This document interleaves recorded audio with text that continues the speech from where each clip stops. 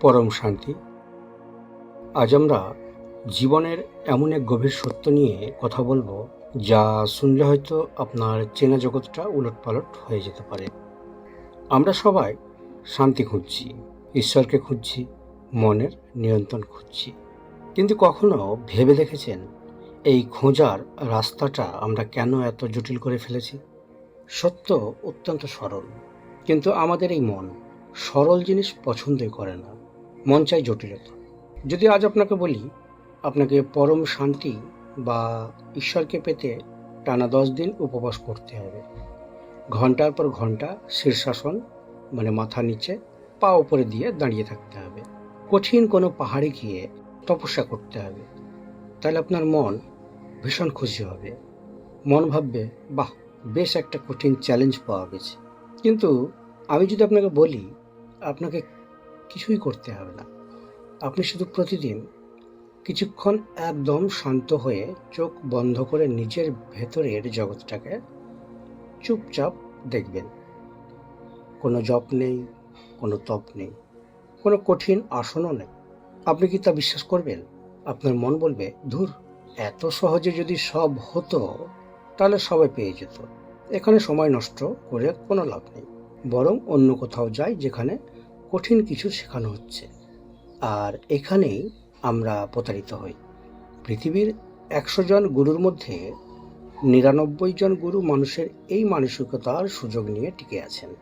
তারা আপনাকে যত রকমের পেঁচানো নিয়ম কানুন, কঠিন সাধনা বলে দেবেন, আপনার মন তত বেশি রস পাবে। আপনি সেই গোলক ধাঁধায় বছরের পর বছর আটকে থাকবেন, কিন্তু কোথাও পৌঁছাতে পারবেন না। আর যখন পৌঁছাতে পারবেন না, তখন গুরু বলবেন, আরে বাবা, এত সহজে কি আর হয়? এটা তো জন্ম জন্মান্তরের যাত্রা। তোমার কর্মের বড় জটিল জাল আছে। আপনিও সান্ত্বনা পাবেন যে হ্যাঁ, আমি তো কত কঠিন চেষ্টা করেছি, একদিন নিশ্চয় হবে। আর এইভাবে জটিলতার ব্যবসা ধূরপথ চলে। কিন্তু আসল সত্যটা কি?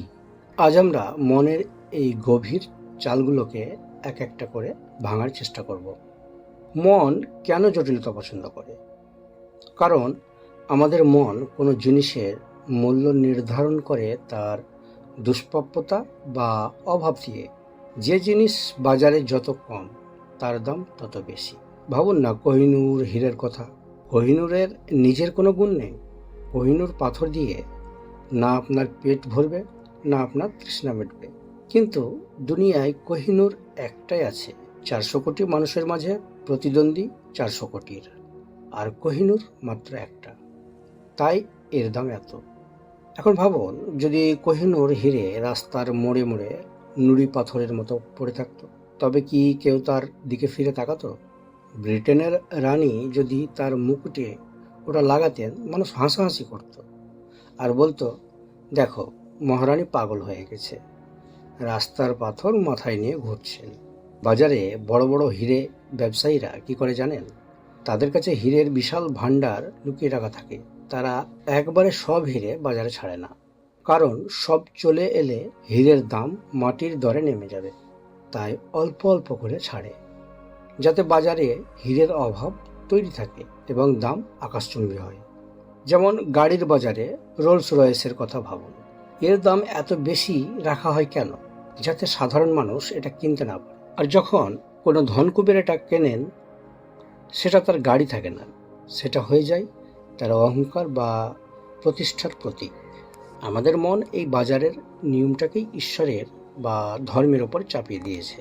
আমাদের মন ভাবে, ঈশ্বরকে যদি আমরা ঘরের পিছনেই এত সহজে পেয়ে যাই, তবে সেই ঈশ্বরের দাম কি? ঈশ্বরকে পেতে হলে বহু জন্মের তপস্যা চাই, বহু ত্যাগ চাই। ওসব একটা সুন্দর গল্প বলেছেন, একদিন যদি সত্যি সত্যি ঈশ্বর আপনার সামনে এসে হাজির হন এবং বলেন, তুমি তো রোজ খুব প্রার্থনা করতে, শীর্ষাসন করতে, তো নাও, আমি চলে এসেছি। আপনি তৎক্ষণাৎ চোখ বন্ধ করে নেবেন। আপনি বলবেন, ধুর, এটা হতেই পারে না, আমি নিশ্চয়ই কোনো স্বপ্ন দেখছি। কারণ সরল জিনিসকে আমরা বিশ্বাস করতেই পারি না। সহজ সত্যকে আমরা কিভাবে অস্বীকার করি তা বুঝতে গিয়ে ওশো মোল্লা নাসিরুদ্দিনের একটি দারুণ গল্প শুনিয়েছেন। একবার মোল্লা নাসিরুদ্দিন সমুদ্রে জাল ফেলে এক বিশাল মাছ ধরল। মাছটা এত বড় ছিল যে সাধারণ মানুষ তো দূর, অভিজ্ঞ জেলেরা তাদের কাল্পনিক গল্পেও অত বড় মাছের কথা কখনো শোনেনি। জেলেরাই সাধারণত একটু বাড়িয়ে বাড়িয়ে গল্প বলে যে আজ 10 মুনের মাছ ধরেছি, কিন্তু নাসিরুদ্দিনের মাছটা ছিল বাস্তবের এক অবিশ্বাস্য বড় মাছ। চারপাশে বিশাল ভিড় জমে গেল, সবাই হতবাক। নাসিরুদ্দিন মাছটার চারপাশে ঘুরে ঘুরে দেখল, তারপর গভীরভাবে মাথা নেড়ে বলল, না, এটা হতেই পারে না, এটা সম্পূর্ণ মিথ্যা, এটা গুজব, এটা কেউ বিশ্বাস করবে না। নাসিরুদ্দিন আশেপাশের মানুষদের বলল, দাদারা, আমাকে একটু সাহায্য করো, এই মাছটাকে আবার সমুদ্রে ফেলে দিই। এটা আসলে কোনো মাছই না, এটা একটা মস্ত বড় মিথ্যা। আমাদের অবস্থাও ঠিক এই নাসিরুদ্দিনের মতো।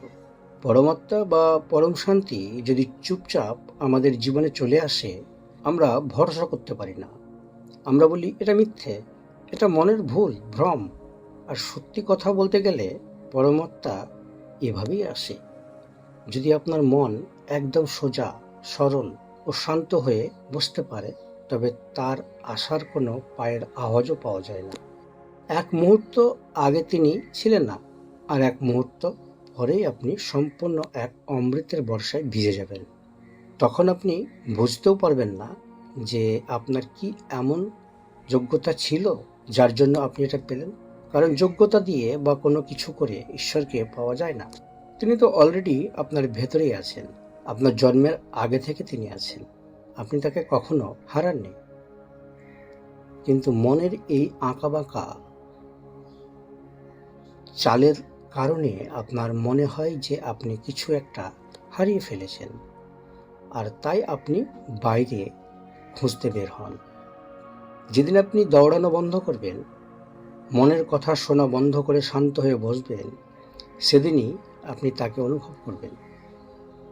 সোজা হিসেব, আপনি যত মনের কাছে থাকবেন তত ঈশ্বর থেকে দূরে, আর যত মন থেকে দূরে থাকবেন তত ঈশ্বরের কাছে আসবেন।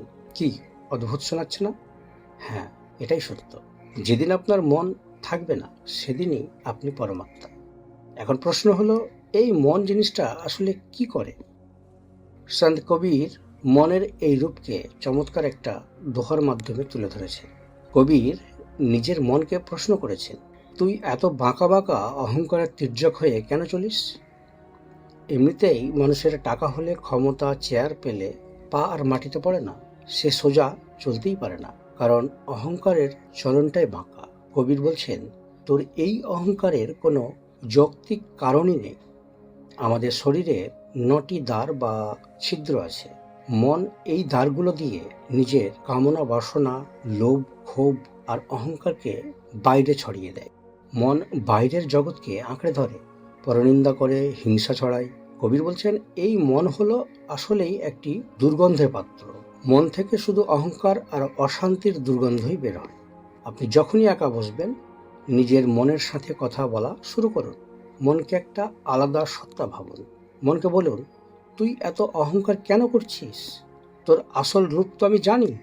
আপনি যখনই নিজের মনের সাথে এভাবে কথা বলবেন, দেখবেন তখন একটা জাদুকরী ঘটনা ঘটছে। মন হয়ে যাবে শ্রোতা, আর আপনি হয়ে যাবেন দ্রষ্টা বা সাক্ষী।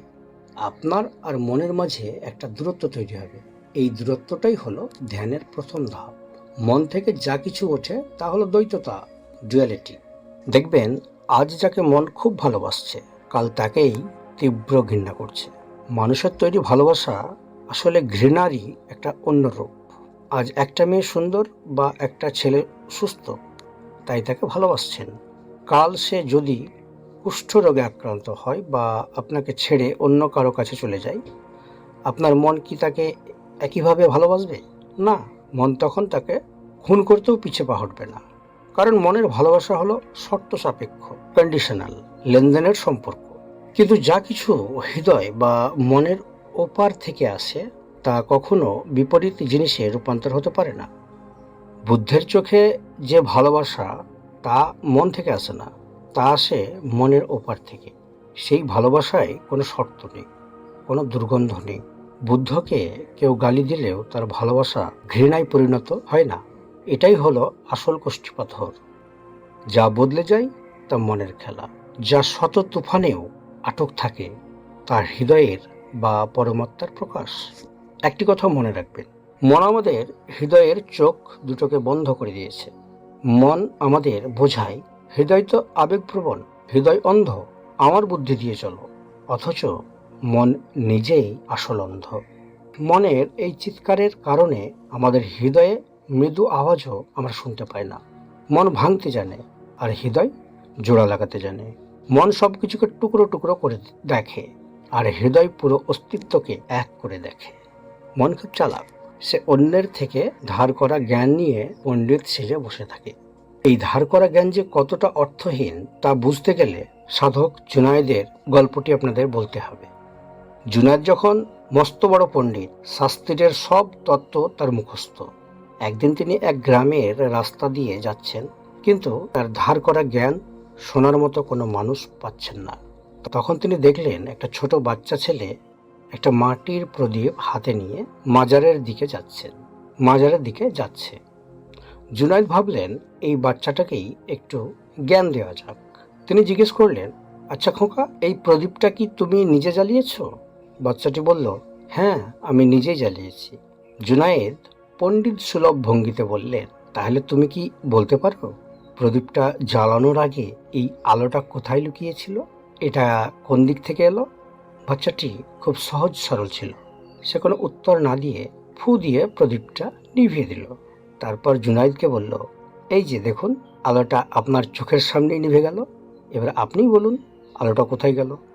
আপনি যদি বলতে পারেন এটা কোথায় গেল, তবে আমিও বলে দেব এটা কোথা থেকে এসেছিল। জুনায়েদ তো স্তব্ধ হয়ে গেল।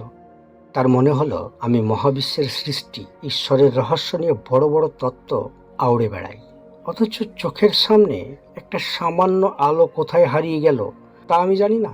নিজের কোনো অভিজ্ঞতাই নেই, সব ধার করা জ্ঞান। সুফি সাধক জুনায়েদ কিছুক্ষণ স্তব্ধ হয়ে গিয়ে সেই বাচ্চাটির পায়ে লুটিয়ে পড়লেন এবং সেদিন থেকে পণ্ডিত হওয়ার অহংকার ত্যাগ করে একজন শিষ্য হলেন। পরবর্তীতে জুনায়েদ যখন পরম সত্য লাভ করলেন, মানুষ তাকে জিজ্ঞেস করছিল, আপনার গুরু কে? আশ্চর্যের বিষয়, তিনি প্রথম গুরু হিসেবে ওই বাচ্চার নাম বলেছিলেন, আর দ্বিতীয় গুরু হিসেবে একজন পাকা চোরের নাম বলেছিলেন। কেন চোর জুনায়েদের গুরু হয়েছিল? একবার জুনায়েদ এক চোরের বাড়িতে আশ্রয় পেয়েছিলেন। সেই চোর প্রতিদিন রাতে চুরির উদ্দেশ্যে বের হতো। যাওয়ার আগে বলতো, আজ রাজপ্রাসাদে ঢুকবো, বিশাল ধন সম্পদ নিয়ে আসবো। কিন্তু প্রতিদিন ভোরে সে খালি হাতে ফিরত। জুনায়েদ জিজ্ঞেস করতেন, কি হলো, কিছু পেলে? চোরটি হাসি মুখে বলতো, আজ তো ভাগ্য সাথ দিল না, কিন্তু কাল পাক্কা নিশ্চয় পাবো। পুরো 1 মাস চোরটি কিছু চুরি করতে পারেনি, কিন্তু তার চোখের আশা বা উৎসাহ একটুও কমেনি। পরবর্তীতে জুনায়েদ যখন ঈশ্বরের সাধনায় বছরের পর বছর বসেও কোনো ফল পাচ্ছিলেন না, তখন একদিন তিনি হতাশ হয়ে সাধনা ছেড়ে দেওয়ার কথা ভাবলেন। তখনই তার সেই চোরের কথা মনে পড়ে গেল। তিনি নিজেকে বললেন, এটা সাধারণ চোর, জাগতিক সম্পদের জন্য প্রতিদিন ব্যর্থ হয়েও আশা হারায় না, আর আমি পরম ধনকে পাওয়ার যাত্রায় এত সহজে হতাশ হয়ে গেলাম। আমি তো বড্ড কাঁচা সাধক। চোরের সেই নাছোড়বান্দা মনোভাব জুনায়েদকে আবার শক্তি দিয়েছিল। আমাদের মন এই চোরের মতো পাকা বা নাছোড়বান্দা নয়। আমাদের মন হলো ধার করা তথ্যের তোতা পাখি। মন ভাবে সে সব জানে, কিন্তু এই জানাটা বাইরের, ভেতরের জগৎটা অন্ধকারই থেকে গেছে। গৌতম বুদ্ধ দেহত্যাগ করার আগে শেষ বাণী দিয়েছিলেন, আপ্পদীপ ভব, অর্থাৎ নিজের প্রদীপ নিজে হও। অন্যের প্রদীপ বা শাস্ত্রের আলো দিয়ে অন্ধকার পথ পার হওয়া যায় না। ঠিক একইভাবে সন্ত কবির বলেছেন, কাহে কবির এক রাম, ভগত বিন বুড়ে বহুত সায়ানা। এখানে রাম ভক্তি মানে কোনো মূর্তি পূজা নয়। রাম শব্দের অর্থ হলো যিনি সর্বব্যাপী, যা আমাদের সবার ভেতরে রমণ করছে, অর্থাৎ আমাদের নিজস্ব চেতনা বা আত্মা। কবির বলছেন, মনের এই অতি চালাকি বা শিয়ানাপান নিয়ে বড় বড় পণ্ডিতেরা এই সংসারের মোহে ডুবে মরছে।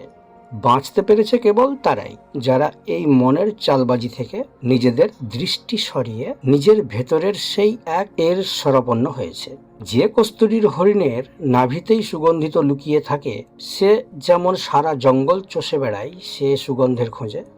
যে কস্তুরী হরিণের নাভিতেই সুগন্ধি লুকিয়ে থাকে, সে যেমন সারা জঙ্গলে চষে বেড়ায় সেই সুগন্ধের খোঁজে, আমরাও আমাদের ভেতরের শান্তিকে বাইরে খুঁজে বেড়াচ্ছি। তাই মনকে আর আঁকাবাঁকা চলতে দেবেন না। মনকে শান্ত করুন, মন থেকে দূরত্ব তৈরি করুন, নিজের ভেতরের উৎসে সেই পরম শান্তিতে ফিরে যান এবং পরম শান্তি প্রাপ্তি করুন। আজ এই পর্যন্ত। আপনারা ভালো থাকবেন সবাই। আমার আন্তরিক কামনা, মুক্ত হোক সমগ্র সৃষ্টি, স্থির হোক সকল মন, পরম শান্তির স্রোতে প্রবাহিত হোক সমগ্র মানবের হৃদয়স্থান। পরম শান্তি।